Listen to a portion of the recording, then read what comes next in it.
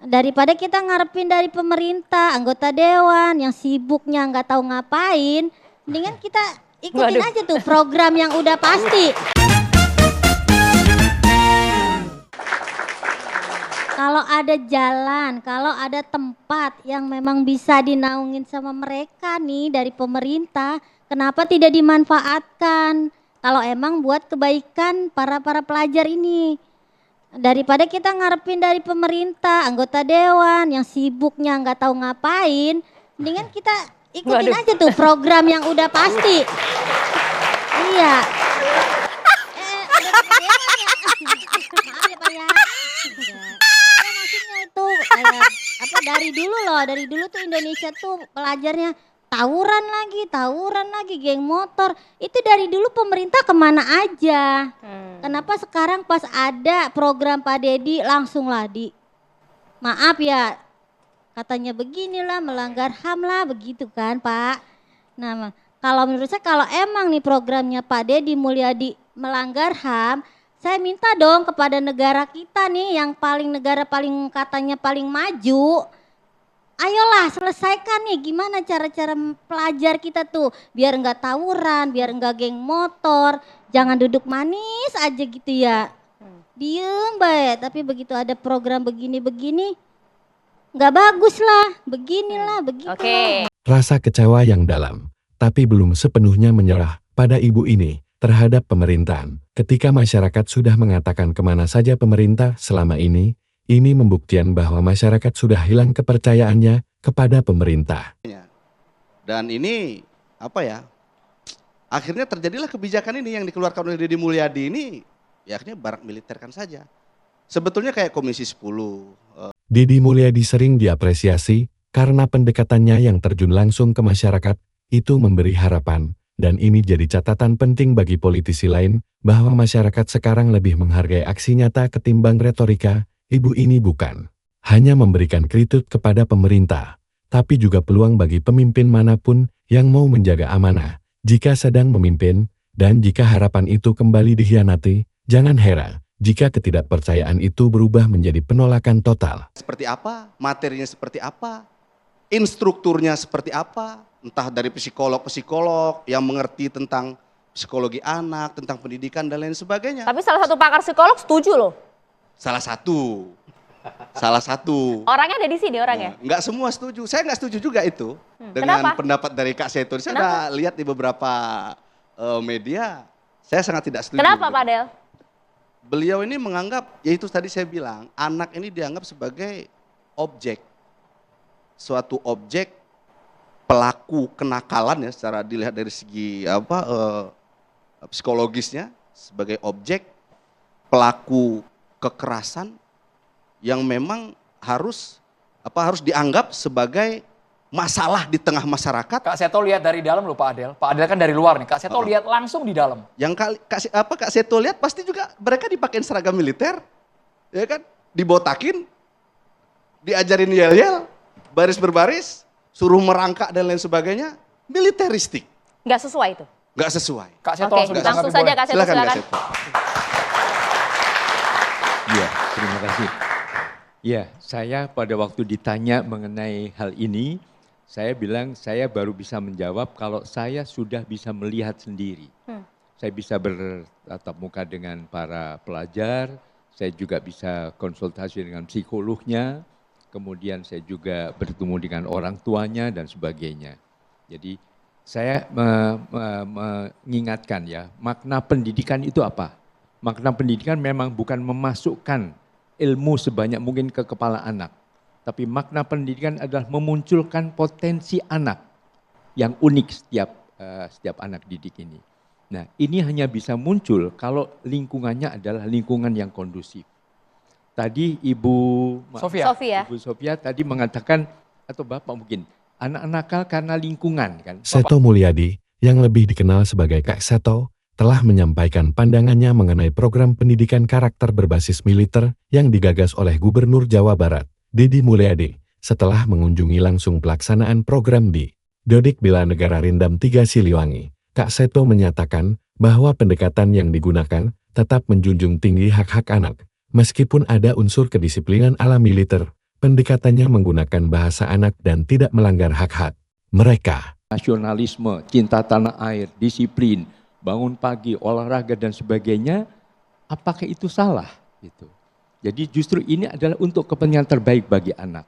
Dan pada waktu itu pun saya juga menyampaikan pesan dan mengingatkan dan disadari benar itu dilakukan. Bahwa ini adalah untuk kepentingan terbaik bagi anak. Kepentingan terbaik bukan untuk anak sebentar, atau bukan kepentingan untuk terbaik gubernur dan orang tua. Ya, bukan untuk itu. Dan pada waktu anak saya tanya, apakah senang? Apakah senang sekali. Bahkan pada suatu saat saya tanya cita-citanya. Siapa yang ingin jadi dokter, siapa yang ingin jadi lawyer, siapa yang ingin jadi bahkan pemain bola atau artis dan sebagainya. Terakhir pada waktu saya tanyakan, siapa yang ingin menjadi anggota TNI?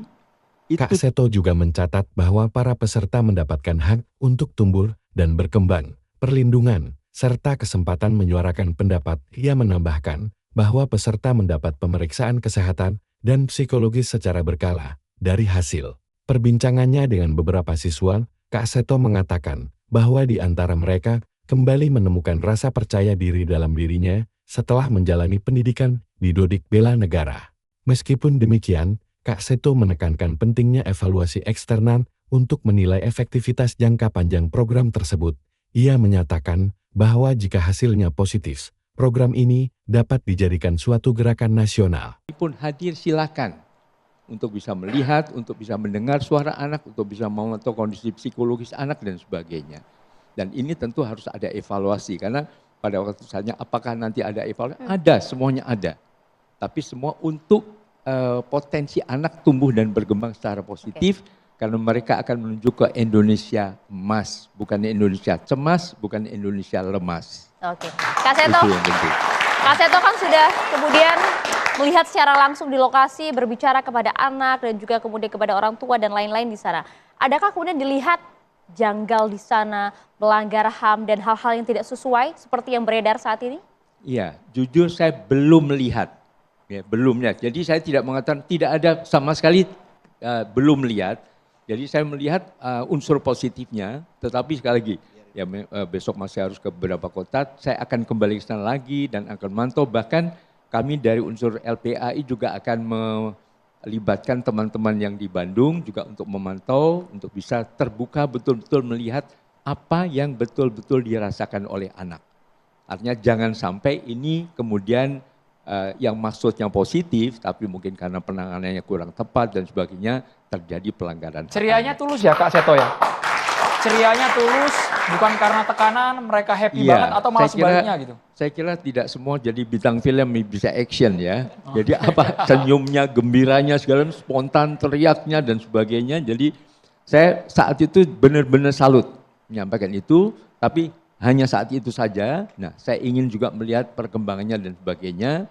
Dan tentu juga nanti hasil akhir evaluasinya bagaimana. Oke. Kenapa di barak militer? Kenapa harus barak militer, Kak Seto? Kenapa harus barak militer? Itu Nggak ada juga tempat yang lain. saya koreksi, mohon maaf ya. Saya koreksi dengan kata barak militer. Wah, militer kan perang, militer Atau kan markas pegang militer lah, senjata. markas militer. Nah, di situ namanya Dodik Bela Negara. Nah, apa itu Dodik? Ternyata depo pendidikan. Jadi untuk mendidik, yang melakukan pendidikan memunculkan potensi setiap anak yang unik, otentik dan tidak terbandingkan itu.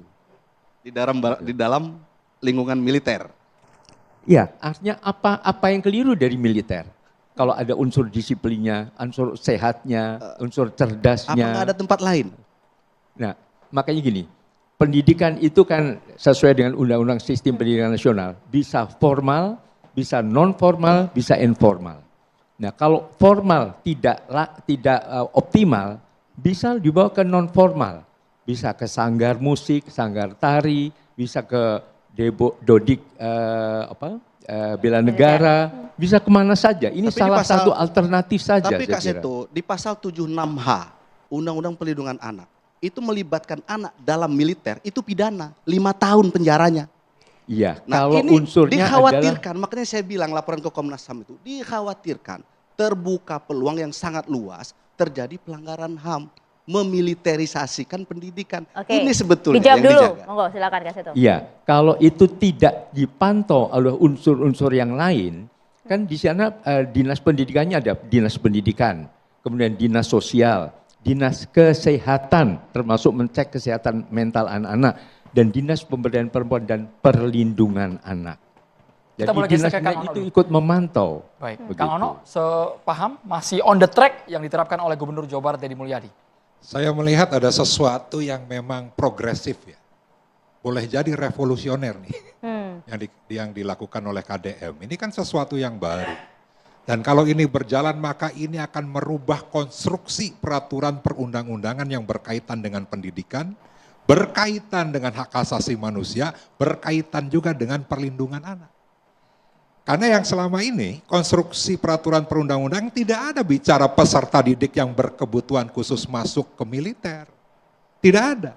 Jadi kalau ditanya Bu Sofia tadi apa terkait dengan solusinya, sebenarnya di Undang-Undang Sisdiknas itu telah mengatur ada namanya pendidikan khusus, di mana pendidikan khusus itu bisa formal, yang namanya SLB, SMA luar biasa, SMK luar biasa yang menjadi kewajiban seorang gubernur. Ya kan? Dan berkebutuhan khusus ini ada dua kriteria. Yang pertama yang negatif, berkebutuhan khusus yang negatif, disabilitas, yang terkena narkoba, ya, atau nakal itu saya baru tahu karena baca undang-undang ya, namanya tunalaras. Ya kan, tunalaras.